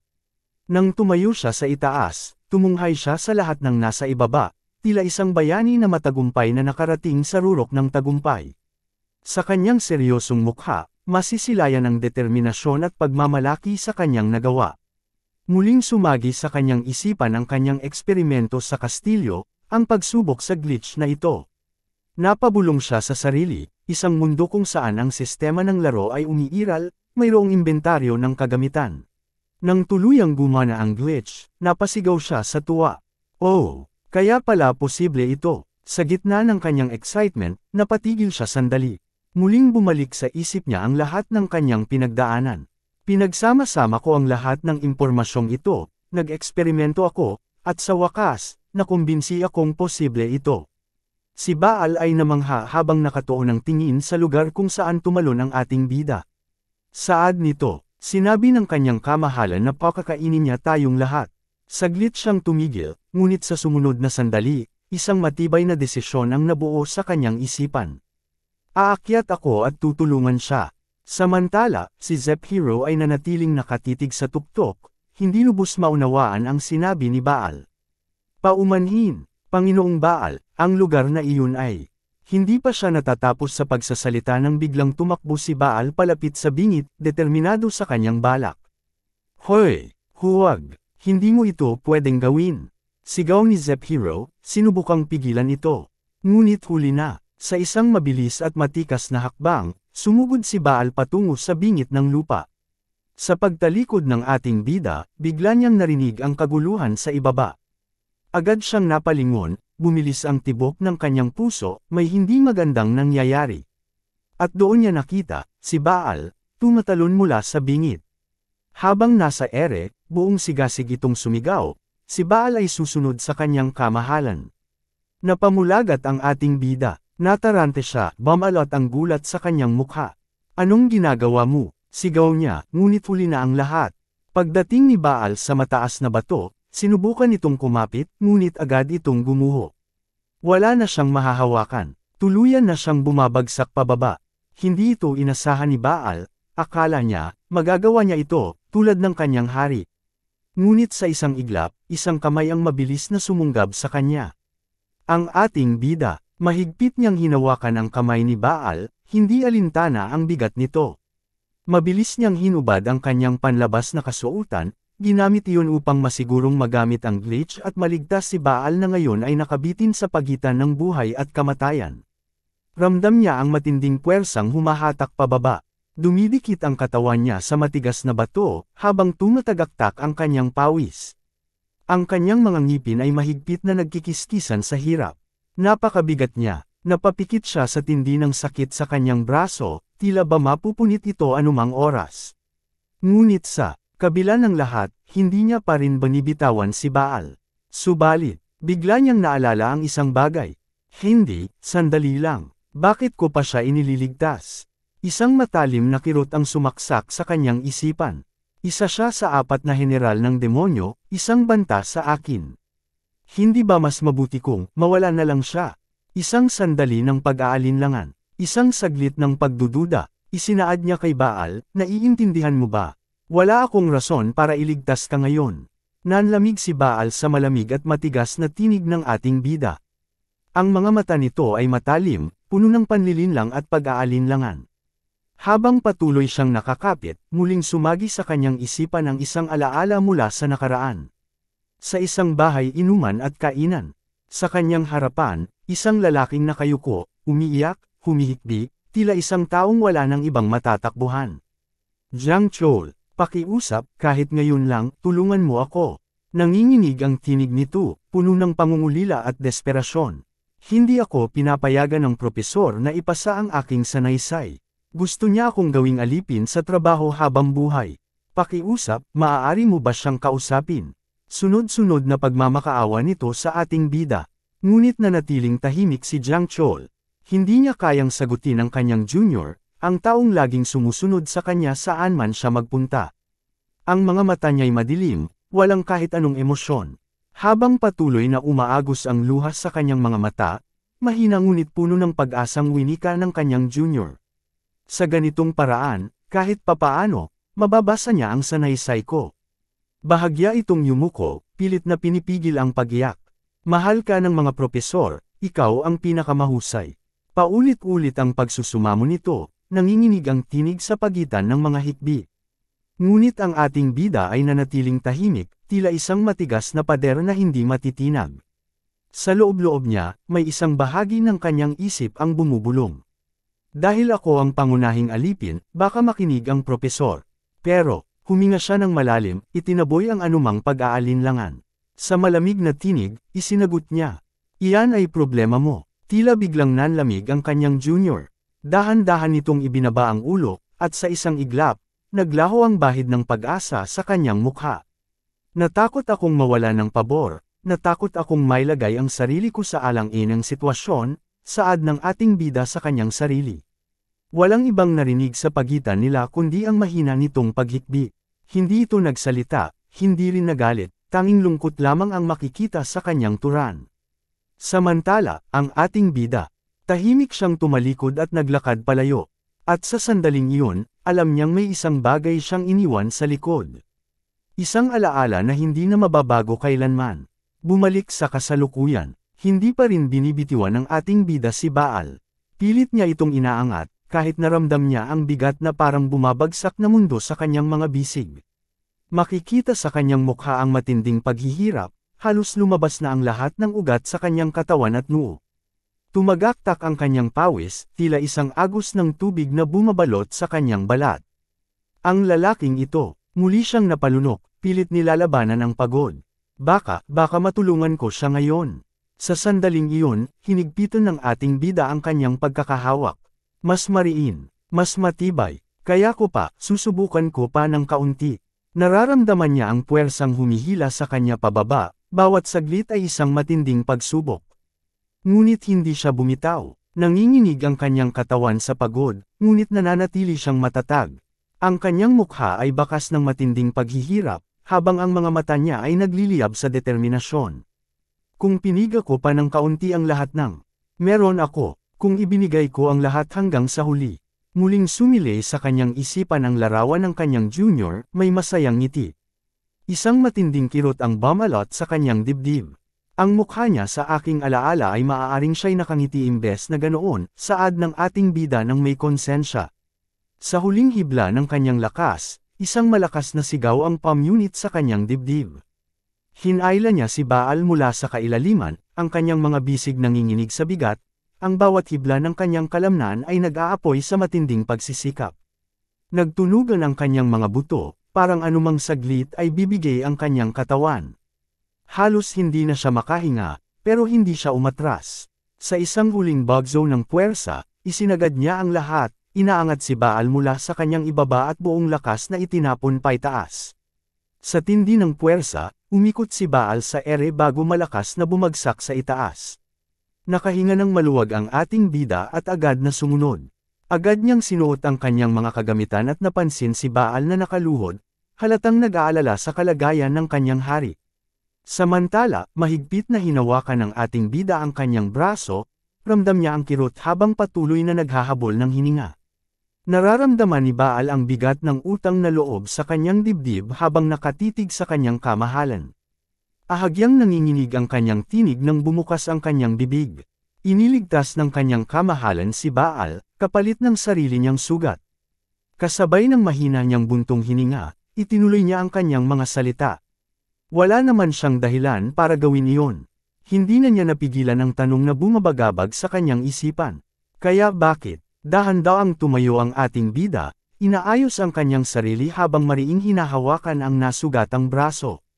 Isang malalim na buntong hininga ang kanyang pinakawalan bago seryosong nagsalita, mas pipiliin kong maranasan ang sakit na ito kaysa talikuran ng aking alagad. At sa huli ay pagsisihan ang bagay na ito.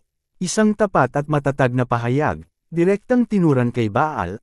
Habang nakatitig si Baal sa ating bida, unti-unting nanginag ang kanyang katawan. Hindi niya napigilan ang pag-agos ng luha mula sa kanyang mga mata, isang patunay kung gaano ito tumagos sa kanyang puso. Ang mga salitang binitawan ng ating bida ay tila isang matalim na espadang tumagos sa kanyang kaluluwa. Samantala, ang ating bida ay tahimik na nagsambit sa kanyang sarili, inaalala ang kanyang junior. Sana ito ang ginawa ko para sa kanya. Isang matinding pagsisisi ang bumalot sa kanyang puso, at sa kaloob-looban niya, taos-pusong humingi siya ng kapatawaran. Sa harapan niya, ang kanyang junior, nalugmok at nakayuko, habang siya naman, bilang kasalukuyang hari ng mga demonyo, ay nakatayo. Dama niya ang bigat ng kanyang pagkukulang, muli itong humingi ng kapatawaran. Sa gitna ng kanyang pagninilay, biglang lumitaw ang isang notifikasyon sa kanyang harapan. Kahit hindi ka paganap na nakaangkop sa katawan ng Demon King Kratos, ibinuhos mo ang lahat ng iyong lakas. Bilang resulta, natamo mo ang taos-pusong pasasalamat ni Baal, isa sa 4 na general ng demonyo. Napatingin si Baal sa kanyang hari, ngunit hindi niya lubos na maunawaan kung ano ang tinitingnan nito sa kanyang harapan. Samantala, ang ating bida ay tahimik na binabasa ang lumitaw na notifikasyon. Bahagya siyang napabulong sa sarili, ganoon ba siya kapasalamat sa akin? Isang panibagong notifikasyon ang muling lumitaw sa harapan niya. Ding! Bilang pagkilala sa iyong nagawa, isang sistema ang itinakda kung saan ang pagbibigay sa iyong hukbo ng labis na kasiyahan ay magbibigay sa iyo ng malaking halaga ng puntos. Nanlaki ang mata ng ating bida. Hindi siya nakakilos at muling napabulong, malaking halaga, ha?